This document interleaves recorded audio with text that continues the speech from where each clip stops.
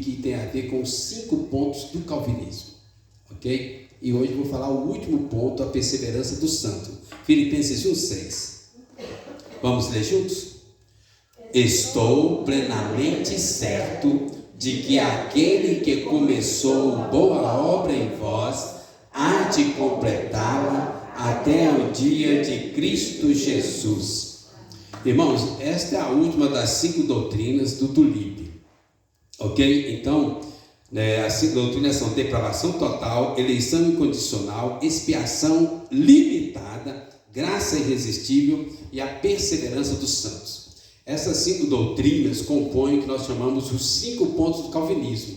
Calvino foi o fundador da teologia presbiteriana, que também foi o teólogo da reforma protestante, que mudou a história da humanidade em todas as áreas da sociedade, na medicina, na teologia, na educação, todas as áreas da sociedade no mundo inteiro foram alteradas para melhor a partir do surgimento da reforma protestante. E Calvino, um jovem, queria ser advogado, de repente começou a estudar e escrever. Calvino escreveu tanta coisa sobre a palavra de Deus, o reino de Deus. Se você começar a ler hoje, você não consegue ler tudo que ele escreveu. A sua principal obra são as Institutas de Calvino, que ele escreveu para o rei Francisco I da França. E a gente resume tudo isso em 5 pontos. Depravação total. Primeiro, na queda de Adão, quando Adão pecou, o pecado passou a toda a raça humana e todos pecaram, ok? A raça humana foi totalmente, integralmente contaminada, e o homem na sua totalidade, mente, emoções, vontade, desejo, corpo, ações, reações, tudo totalmente contaminado pelo pecado. O segundo ponto, eleição incondicional. Se o homem estava totalmente contaminado em sua totalidade pelo pecado, então o homem se tornou incapaz de buscar a Deus por mérito próprio, capacidade própria. E aí, Deus, na sua infinita misericórdia e bondade, resolveu escolher alguns para morar no céu. E nós chamamos isso de eleição incondicional. Não que houvesse algum mérito humano, nem algo de bom ou que fizesse Deus se mover em favor do homem, mas por sua livre e soberana iniciativa, misericórdia, Deus resolveu escolher alguns. Eleição incondicional, porque não havia nenhuma condição boa no homem que movesse Deus, mas Deus se moveu em favor do homem e escolheu alguns para levar para morar no céu. Terceiro é a expiação limitada. Aqueles que foram escolhidos, sendo incapazes de salvar a si mesmo, então Deus proveu um meio para que fossem salvos, Jesus Cristo. Ok? Através de Jesus, Deus realizou uma obra de salvação daqueles que foram escolhidos.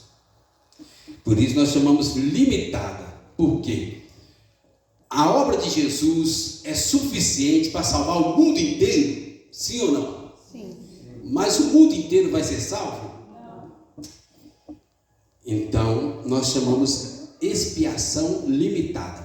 A obra de Jesus é poderosa, é suficiente para salvar o mundo inteiro, desde Adão e Eva até o último que vier nascer e morrer. Mas ela é aplicada naqueles que foram escolhidos e eleitos por Deus. E aí chama-se expiação limitada. A aplicação é limitada naqueles que foram escolhidos, que eram incapazes de salvar a si próprios. O quarto ponto, semana passada, o presbítero Ismael ficou no horário, glória a Deus, falou menos de 2 horas, graça irresistível. Graça irresistível. Depravação total, incapaz de buscar a Deus, salvar a si próprio. Eleição incondicional, não havia nenhum mérito, mas Deus foi lá, escolheu, elegeu, e separou alguns.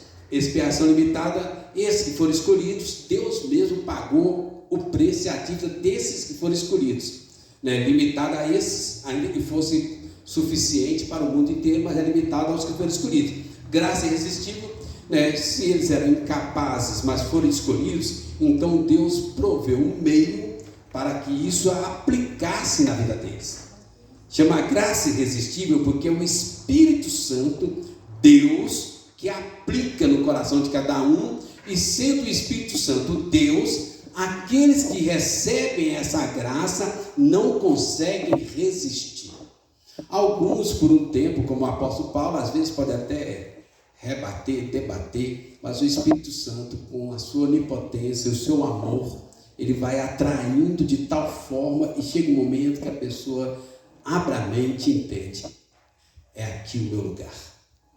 Então chama graça irresistível, porque ninguém consegue resistir ao poder do Espírito Santo, ao amor do Espírito Santo, à atração do Espírito Santo para vir. E o último, a perseverança dos santos.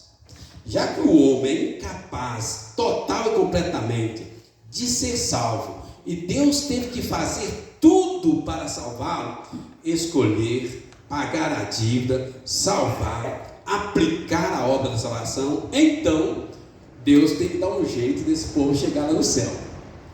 Nós chamamos a perseverança dos santos, mas o termo mais correto seria a perseverança de Deus na vida dos santos.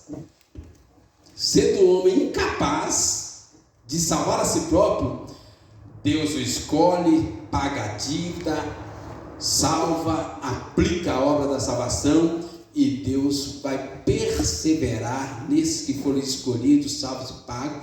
Deus vai perseverar na vida dessas pessoas de tal maneira que, ainda que a gente venha a pecar, o Espírito Santo continua agindo em nós, constrangendo, nos atraindo, e ninguém vai se perder.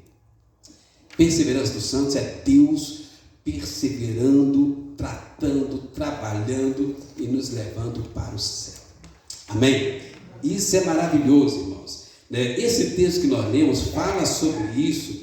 Eu queria falar 2 ou 3 coisas rapidinho desse texto, para a gente entender isso aqui, que é o último ponto, a perseverança dos santos. A perseverança dos santos depende de Deus preservá-los pela sua graça soberana.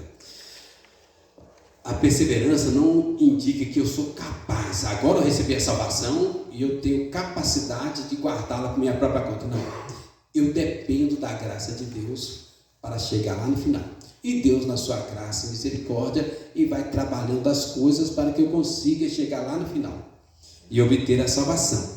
Quando fala aí a boa obra de Deus nos santos, é isso que motiva, capacita ao esforço contínuo para desenvolver sua salvação no processo de santificação. Um bom exemplo disso é o filho pródigo, lembra? Filho pródigo, pela sua própria vontade, ele sai da casa do pai e vai para uma terra distante, dá vazão à sua vontade, liberdade, desejo, faz tudo o que ele quer.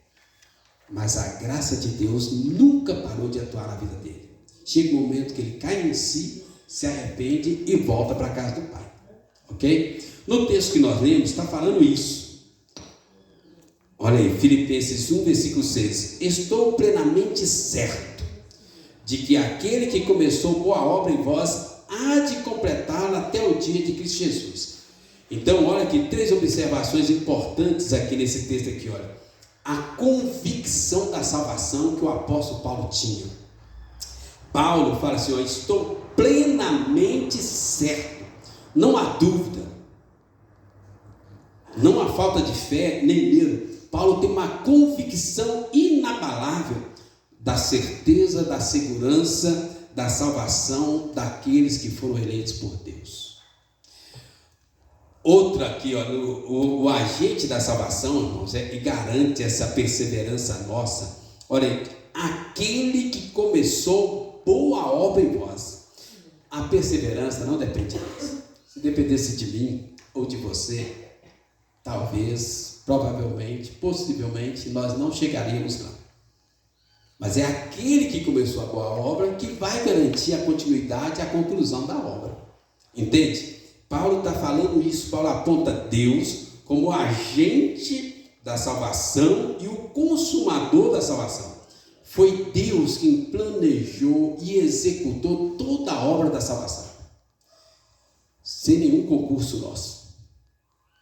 E já que tudo vem de Deus, é Ele quem escolhe, quem abre o coração, é Deus quem chama, quem regenera, quem dá o arrependimento, quem dá a fé salvadora, quem justifica, quem santifica, quem glorifica. Já que tudo vem de Deus, então nós temos essa convicção, essa certeza que nós vamos chegar lá. Não depende de nós, mas depende de Deus, né? A salvação é uma obra exclusiva de Deus. E a última observação aqui, então a convicção, estou plenamente certo, o agente da salvação que garante isso é Deus, aquele que começou a boa obra. E o terceiro, a dinâmica da salvação. O mesmo Deus que começou a boa obra em nós vai completá-la até o dia de Cristo Jesus. Se Ele planejou, se Ele começou, Ele vai concluir. Essa dinâmica vem de Deus. Deus não deixa uma obra incompleta. Pode ir para uma terra distante, pode se entregar aos prazeres, mas Deus não cessa a obra. Deus continua fazendo a obra dele em nós, né? Sproul, né, foi um dos grandes teólogos, faleceu esse ano, né? R.C. Sproul, ele chama a doutrina da perseverança dos santos em doutrina da segurança eterna. Porque nessa doutrina nós temos uma segurança eterna que nós vamos chegar lá no céu.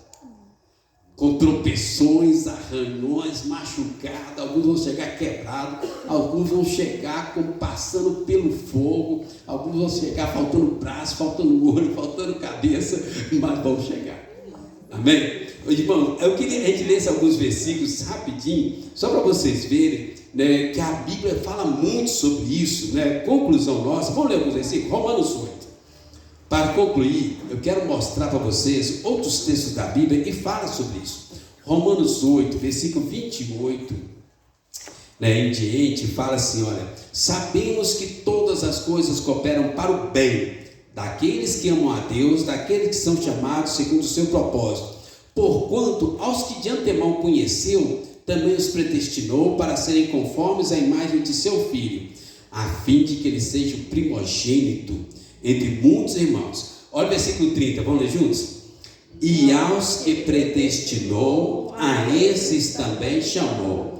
E aos que chamou, a esses também justificou. E aos que justificou, a esses também glorificou. Irmãos, isso é maravilhoso demais, irmãos. Olha então como é que ele conclui aí, olha: quem tentará acusação contra os eleitos de Deus? Versículo 33. É Deus quem os justifica. Quem nos condenará? É Cristo Jesus, quem morreu antes, quem ressuscitou, o qual está à direita de Deus e também intercede por nós. Quem nos separará do amor de Cristo? Será tribulação, ou angústia, ou perseguição, ou fome, ou nudez, ou perigo, ou espada? Como está escrito: por amor de ti somos entregues à morte todo dia, fomos considerados como ovelhas para o matador. Versículo 37, está aberto aí, vamos ler juntos? Em todas estas coisas, porém, somos mais que vencedores, por meio daquele que nos amou. Vamos continuar? Porque estou bem certo de que nem a morte, nem a vida, nem os anjos, nem os principados, nem as coisas do presente, nem do porvir, nem os poderes, nem a altura, nem a profundidade, nem qualquer outra criatura poderá separar-nos do amor de Deus que está em Cristo Jesus, nosso Senhor. Amém? Deus planejou, Deus executou, Deus vai concluir. Vamos orar? Senhor Deus,